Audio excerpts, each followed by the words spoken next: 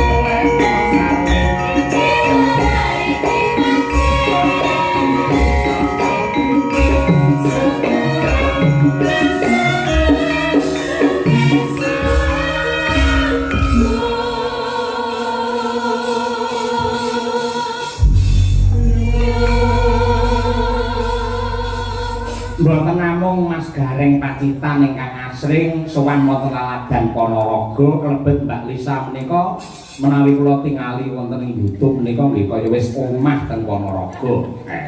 Mila kula nyuwun pendapat jenengan Mbak Lisa lan rumiyin magapokan kalian para pamirsa wayang wonten laladan Ponorogo niku mungguing pengamatan jenengan pripun? Oke.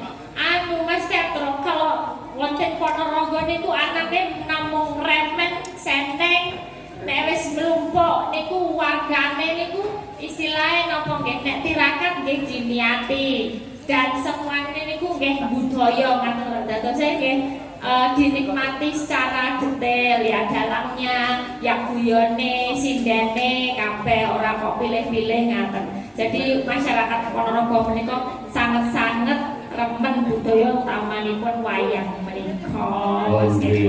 Dados asring sanget nggih jenengan sowan Ponorogo.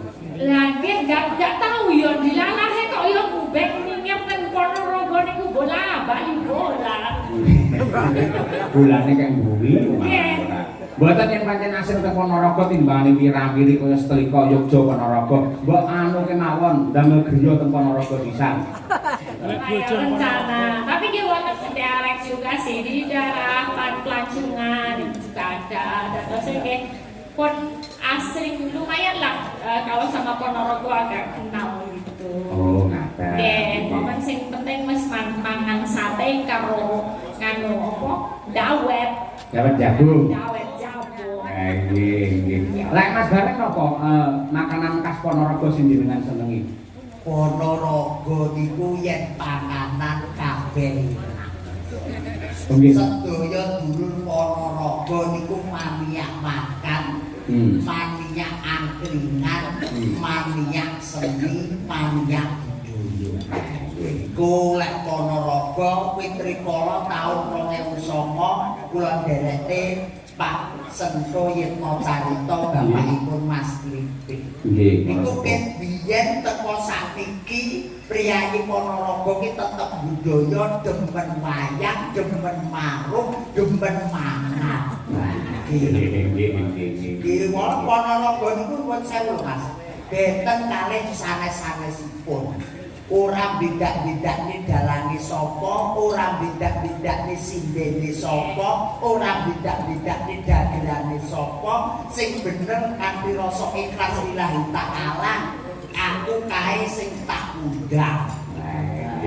Kula jenengan ngendikane niki kan nggih boten napa niku biasane boten namung kula kadang kala Mas Tralala. Nggih. Wonten Mas Sumarbagyo. Nggih. Mas Joklitik Joklutung, Abai Irun, Mas Komet Dodok pun biasa kali panjenengan. Tak yuda. Leres niki Ponorogo iku sedaya nggih pun diundang. Niku napa kok bengi iki sing diundang kok Gareng Pacitan. Nah, iki asih ngerti iki sebabe apa iki? Pengliritan.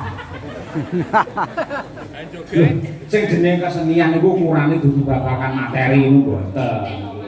Lho pripun Pak?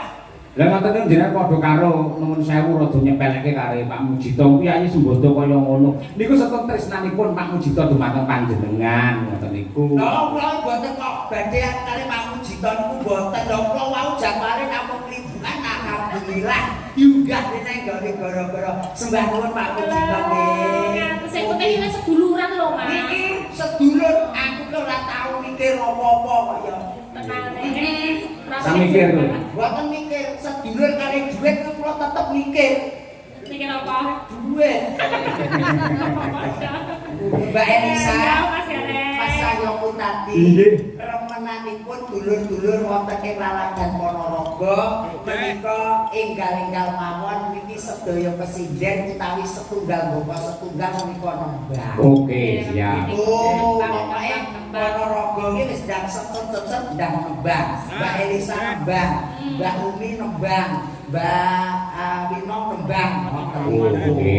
Oh, Enak lho gaweane gareng malih enak. dan gitu dicocokkan Nggih. dengan keadaan. Nggih. Goro-goro maksudnya Mas nggih. Nggih. Nggih, ini wonten pamunggitan mau. Tembangan apa? Tembangan wonten, kondang kuning wonten. Nggih. Cobi tembangan riyen Mbak Lisa. Tembangan siap. Mrikono nduk. Iya. Kok ganti posisinya Pak sih? Aku lo pengen deket kamu gitu. Loh, awakmu wis karo ngomong kok yo dadak. Aku ini mau nek berselisih paham lagi gitu loh. Jadi aku kan mengambil jarak. Lho ora ngambil jarak awakmu kowe asline kowe aku nek kono kowe yo nglintut budi kok. Wonten lagonipun apa Mbak? Tembangan. Tembangan. Nggih. Monggo dipun aturaken dening Mbak Lisa sesarengan kalian kanca-kanca Madangkara. Lajeng mawon nggih Mbak nggih. Nggih. Mau kata tembangan. Dadah. Wayah wengi lan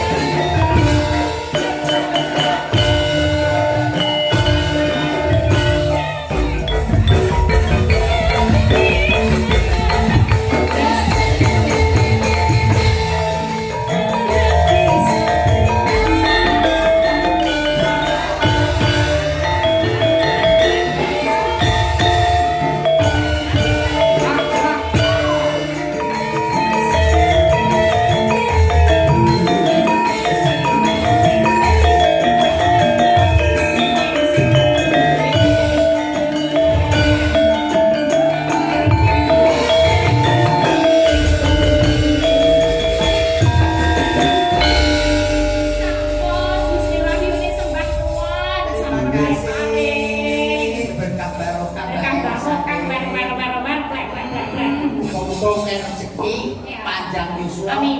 lancar usaha. Lancar.